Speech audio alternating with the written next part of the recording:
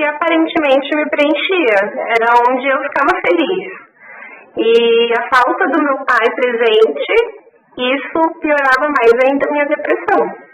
Eu sentia, querendo ou não, para as pessoas, eu falava, não, eu não sinto falta do meu pai, mas eu sentia. Aquilo mexia comigo. Teve um dia que eu acordei na madrugada, olhei para um lado, não tinha ninguém, já me veio aquele pensamento, é hoje que você vai tirar a sua vida. E aí eu pensei, fiquei confiante, falei, é hoje, ninguém vai me impedir, não tem ninguém aqui comigo, então eu vou. Fui pra frente da janela e ali eu olhei para baixo. E aí eu fiquei planejando. Fiquei imaginando, né? Meu corpo vai cair ali, daquele lado, naquela escada. Eu olhei pro céu. Eu sabia que Deus estava lá. Só que era Deus lá e eu aqui. Não tive uma conversa com Deus. Eu não tinha forças para falar com Deus. Eu me debrucei na janela, coloquei a barriga e tirei o pé no chão. E aí eu fiz a força para me jogar. Nisso que eu fiz a força, eu escutei uma voz muito forte dizendo não. E eu me assustei. Nisso que eu ouvi essa voz, eu saí, pulei para trás e fiquei procurando. Quem foi que falou isso para mim? Porque foi uma voz que eu nunca tinha ouvido antes, mas era uma voz muito forte, uma voz com propriedade, e aquilo foi uma voz como se fosse uma repreensão. Não faz isso. E depois desse dia, eu não quis mais. Nunca mais eu pensei em tentar tirar minha própria vida. Aquele não, ele ficou na minha mente. Teve um certo dia que eu me lembrei que a minha mãe, ela me levava na Igreja Universal. Eu lembrei de quando eu era criança. Mas eu tinha um orgulho muito forte. Então eu lembro que eu fiquei observando ela. Antes, a minha mãe, ela insistia muito pra eu ir. Teve um dia que ela parou de insistir. Aí eu já fiquei pensando, poxa, ela não me chama.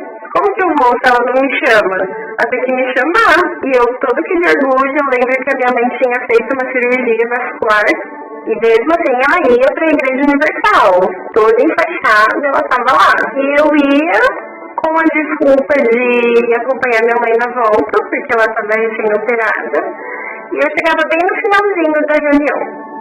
E aí eu sentava lá no último banco, toda desconfiada, orgulhosa, e ficava observando todo mundo. Observava os obreiros, observava os membros, observava todos. E foi assim os 5 primeiros dias. Depois daquilo aí, o que o pastor pregava lá na frente do altar foi entrando dentro de mim. Eu fui absorvendo. Depois desses dias que eu chegava só no final da reunião, só para observar mesmo, foi me nascendo um desejo de conhecer, de ver como era, porque eu assistia só o finalzinho, só aquele finalzinho já era muito bom pra mim. O primeiro dia que eu fui, foi numa reunião de sábado, eu cheguei no horário e eu sentava bem pertinho do altar, e eu conseguia pegar o começo e o fim da reunião. E eu saía de lá com uma paz que eu nunca tinha tido na minha vida. Eu não sabia o que era paz.